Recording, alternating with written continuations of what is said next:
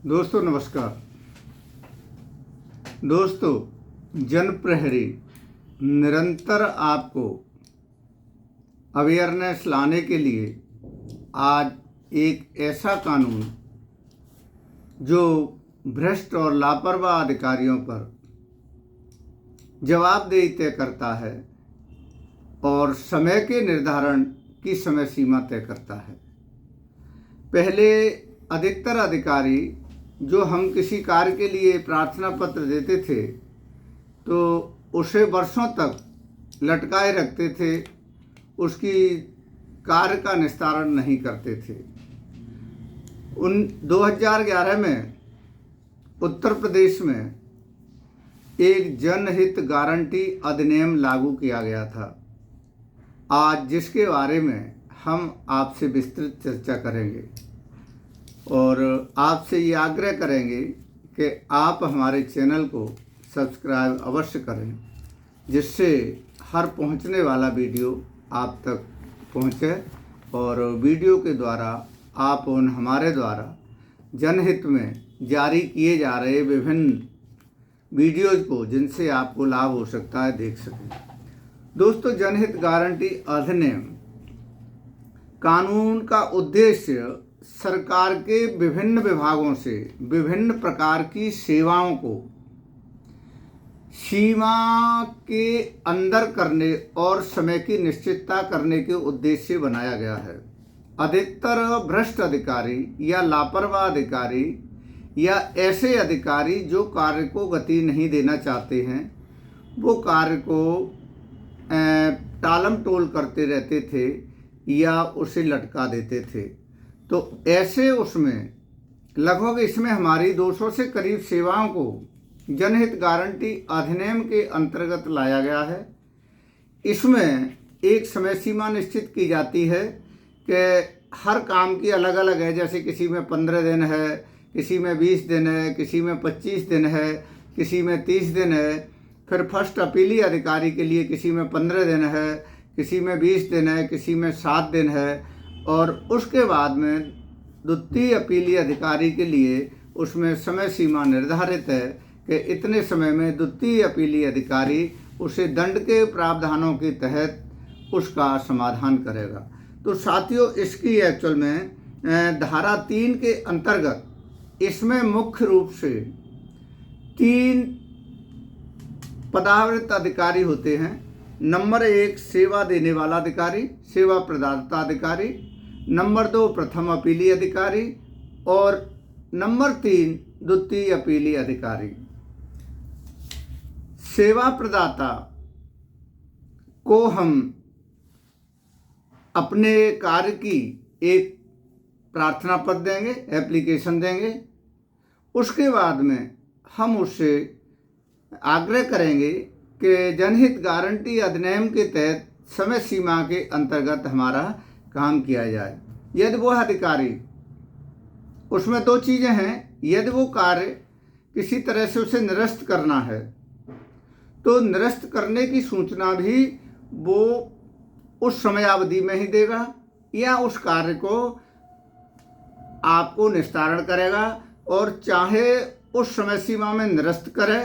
या उस समय सीमा में आपके कार्य को निस्तारण करे, उसकी सूचना आपको फ़ोन के द्वारा,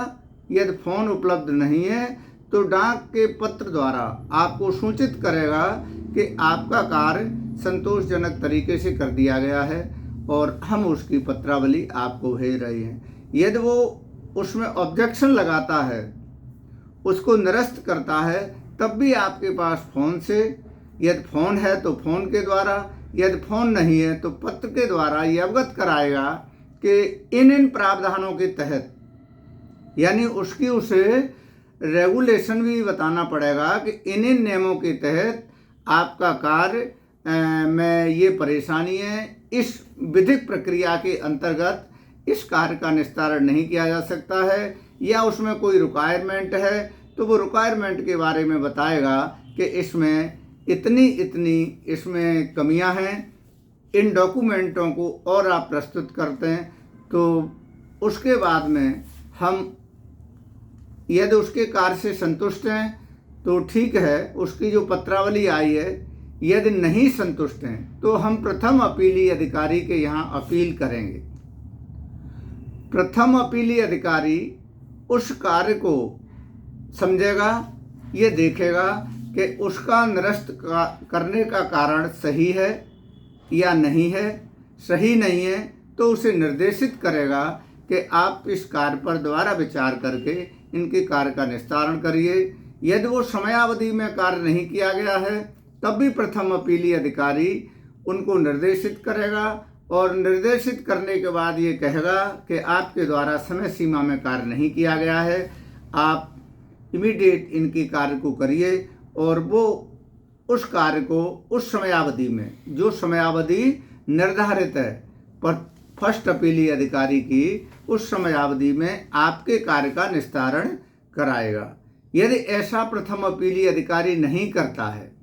या इस प्रकार का आपकी अपील पर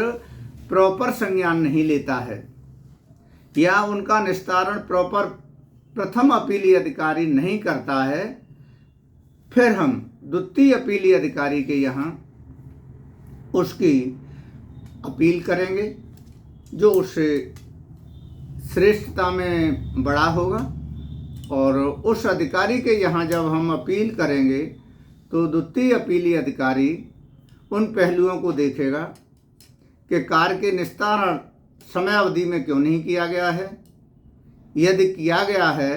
तो उसमें प्रॉपर संतुष्टपूर्ण कार्य नहीं किया गया है, तब भी वो उसे निर्देशित करेगा और प्रथम अपीली अधिकारी और उन दोनों से कहेगा कि आप इनका कार्य समयावधि में करिए। और उस समयावधि में कार्य न करने के लिए,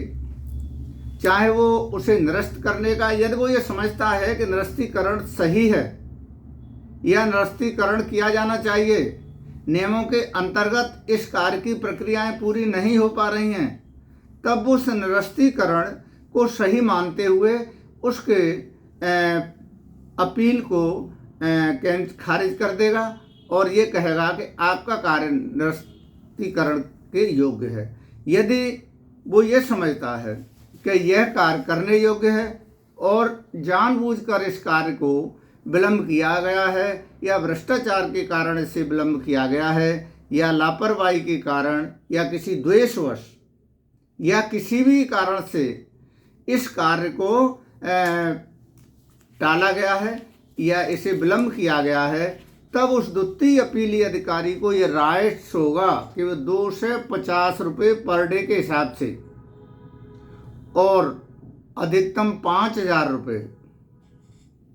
सेवा प्रदाता पर और फर्स्ट अपीली अधिकारी दोनों पर 5,000 रुपये जुर्माना लगा सकता है। और वो जुर्माने की राशि का यह भी आदेश कर सकता है कि वो उस पीड़ित को दिए जाएं जो उसने मानसिक रूप से कष्ट सहा है। तो साथियों, इसके बाद में हालांकि हम कोर्ट में भी जा सकते हैं, हाई कोर्ट में भी इसकी अपील कर सकते हैं, लेकिन यदि आप सजग हैं, आप प्रॉपर इसके बारे में जानते हैं, जनहित गारंटी अधिनियम के बारे में, तो आपको किसी को रिश्वत देने की आवश्यकता नहीं पड़ेगी, किसी के साथ में कोई सोर्स लगाने की ज़रूरत नहीं पड़ेगी। संबंधित सेवा प्रदाता की ये ड्यूटी होगी, जब उसे जिस दिन ये मालूम पड़ जाएगा कि अमुक व्यक्ति जनहित गारंटी अधिनियम के पूरी नियमों को जानता है, तो वो आपके कार्य को उस समय अवधि में करेगा। और यदि नहीं करता है तो आप उसे उसके लिए फर्स्ट अपीली अधिकारी की अपील करने के बाद में, द्वितीय अपीली अधिकारी की यहाँ अपील करने के बाद में, उसे दंडित कराने के बाद में अपने कार्य को करा सकते हैं। इसके विभागों की, किस विभाग के लिए कितने कितने कार्यों की समयावधि है, उसको हम अपने वीडियो के साथ में संलग्न करेंगे, तो आप उसे देख सकते हो कि किस कार्य के लिए कितनी समयावधि है और उस समयावधि में कार्य नहीं होता है या नहीं होता है, तब हम अपीलों के द्वारा और सेकंड अपील के द्वारा उस कार्यों को निस्तारण करेंगे। साथियों, आपके सहयोग के लिए भारत सरकार द्वारा राजपत्रित, उत्तर प्रदेश सरकार के द्वारा राजपत्रित उस अधिनियम की कॉपी हम संलग्न करेंगे, जो हिंदी और इंग्लिश में दोनों में होगी। आप उसे देख सकते हैं और उस कार्य की, जिस कार्य के लिए आप प्रतिवेदन कर रहे हैं, उसकी समयावधि को भी देख सकते हैं। और देखने के बाद संबंधित अधिकारी को ये बलपूर्वक कह सकते हैं, निष्ठापूर्वक कह सकते हैं कि आपको ये कार्य हमारा अमुक समय में करना पड़ेगा या इस पर ऑब्जेक्शन लगाना पड़ेगा। साथियों, हमारा उद्देश्य आपको अधिक से अधिक सब्जेक्ट्स की जानकारी कराना है। जन प्रहरी का उद्देश्य भ्रष्टाचार को खत्म करना है, लोगों की मानसिक परेशानियों को दूर करना है, लोगों को जन जन तक वो सारी जानकारी उपलब्ध करानी है जिससे आपको भटकना नहीं पड़े और किसी तरह से आपको कोई परेशानी नहीं हो। और हम आपसे ये आग्रह करेंगे कि आप इस चैनल को देखें और सब्सक्राइब करें।